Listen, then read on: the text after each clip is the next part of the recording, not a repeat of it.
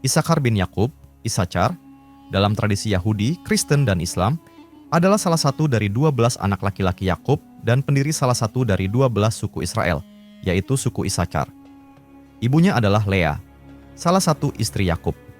Nama Isakar sendiri bisa diartikan sebagai hadiah atau upah. Dalam Alkitab, suku Isakar dikenal karena kemampuannya memahami zaman dan memberikan nasihat yang bijaksana. Suku ini memainkan peran penting dalam peristiwa sejarah Israel di bawah kepemimpinan Yosua, hakim-hakim, dan dalam kerajaan Israel yang lebih luas.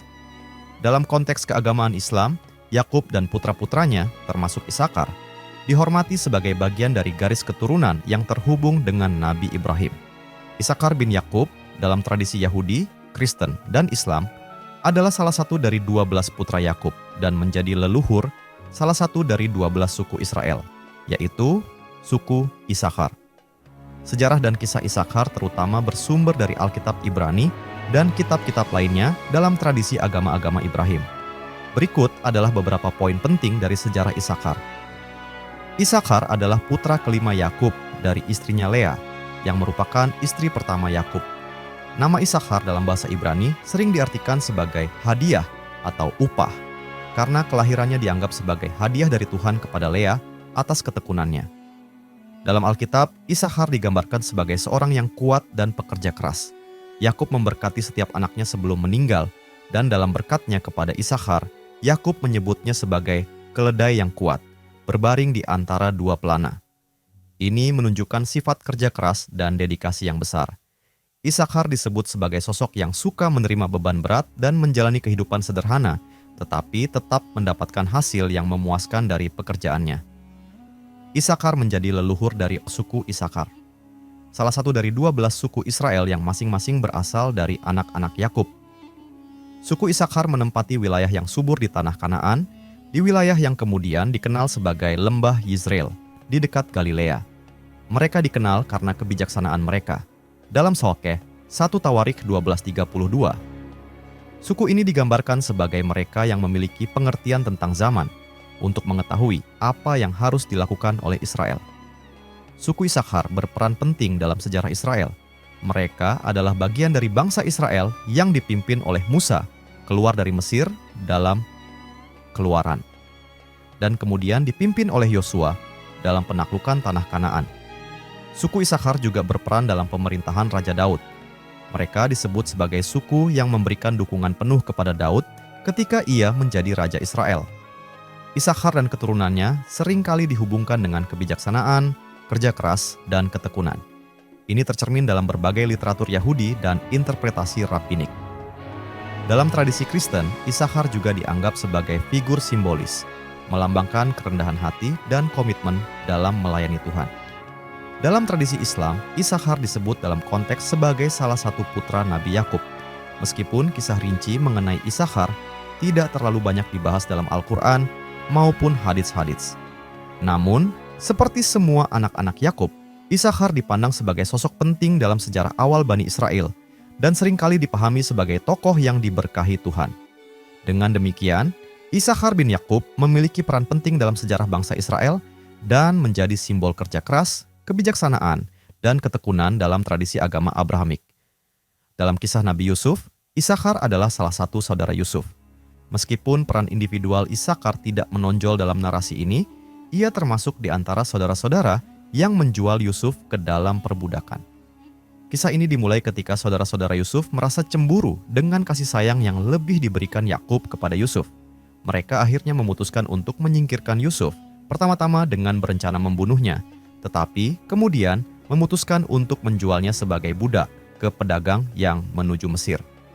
Kisah penjualan Yusuf oleh saudara-saudaranya, termasuk Isakar, adalah peristiwa yang penting karena Yusuf kemudian menjadi tokoh besar di Mesir. Meskipun tindakan tersebut di dasarnya berasal dari rasa cemburu, Allah mengubah nasib Yusuf, dan ia akhirnya menjadi salah satu pejabat tertinggi di Mesir. Pada akhirnya, Yusuf memaafkan saudara-saudaranya, dan keluarga Yakub, termasuk Isakar, pindah ke Mesir dan menetap di sana. Pengaruh Isakar dalam tradisi Israel suku Isakar yang diturunkan dari Isakar memainkan peran penting dalam sejarah Israel kuno. Dalam kitab Ulangan, Deuteronomi, suku Isakar terkenal karena kebijaksanaan dan kemampuannya dalam memahami waktu dan musim, yang dikaitkan dengan pengetahuan tentang kalender dan perhitungan waktu keagamaan. Selain itu, dalam kitab Hakim-Hakim, Judges, suku Isakar disebutkan sebagai pendukung utama dalam perang yang dipimpin oleh Deborah dan Barak melawan raja-raja Kanaan. Isakar bin Yakub mungkin tidak memiliki peran besar secara individu dalam kisah Nabi Yusuf, tetapi dia termasuk dalam bagian penting dari dinamika keluarga Yakub yang memengaruhi sejarah umat Israel. Suku Isakar yang berasal darinya memainkan peran penting dalam perkembangan dan perjuangan bangsa Israel dalam sejarah berikutnya. Di era modern, suku Isakar sering diasosiasikan dengan nilai-nilai spiritual dan kualitas-kualitas tertentu. Menurut tradisi Yahudi, suku ini dikenal karena kecerdasan dan kebijaksanaannya, terutama dalam hal-hal yang berhubungan dengan Taurat, hukum Yahudi, dan astrologi. Dalam beberapa tafsiran Alkitab, Isakar dilihat sebagai suku yang mengerti tanda-tanda zaman, yang berarti mereka memiliki kebijaksanaan dalam membaca situasi sejarah dan politik. Dalam konteks ini, beberapa kelompok atau komunitas Yahudi modern yang ingin menekankan pengetahuan dan studi mendalam sering mengaitkan diri mereka secara simbolik dengan suku Isakar. Suku ini dipandang sebagai simbol studi dan pendidikan. 2. Gerakan Yahudi modern dan pengakuan suku-suku yang hilang. Pada abad ke-20 dan 21, ada peningkatan minat terhadap identifikasi kembali suku-suku yang hilang dari Israel, termasuk suku Isakar. Banyak komunitas di seluruh dunia, terutama di Afrika, Asia, dan Amerika Selatan, mengklaim hubungan leluhur dengan salah satu dari 12 suku Israel, meskipun klaim ini sering diperdebatkan dan tidak selalu diakui secara resmi oleh otoritas agama Yahudi di Israel.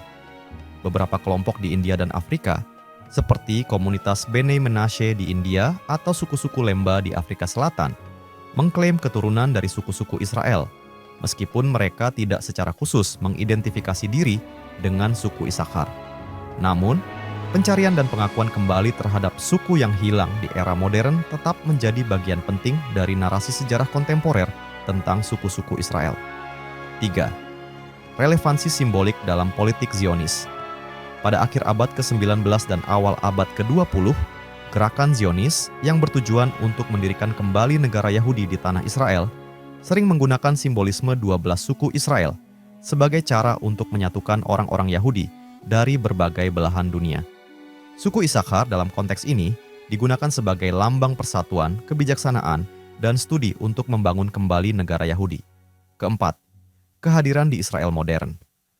Dalam konteks Israel modern, suku Isakar tidak lagi ada sebagai entitas fisik yang terpisah, namun nilai-nilai yang dihubungkan dengan suku ini, terutama fokus pada studi Taurat dan kebijaksanaan, masih dihargai dalam banyak komunitas Yahudi, khususnya di kalangan Yahudi Ortodoks. Selain itu, beberapa kelompok Yahudi di diaspora mengadopsi identitas simbolis suku Isakar untuk menghubungkan diri dengan sejarah mereka. Beberapa organisasi pendidikan Yahudi bahkan menggunakan nama suku ini untuk mencerminkan dedikasi mereka terhadap studi agama dan pendidikan. 5. Peran dalam budaya dan masyarakat Yahudi global. Di luar Israel, konsep suku Isakar muncul dalam berbagai bentuk dalam masyarakat Yahudi di seluruh dunia, terutama sebagai lambang kelompok atau komunitas yang menekankan kebijaksanaan, pendidikan, dan studi keagamaan. Beberapa interpretasi modern menggunakan karakteristik suku Isakar sebagai simbol studi mendalam dan pemahaman spiritual, menekankan pentingnya pendidikan dalam kehidupan Yahudi kontemporer.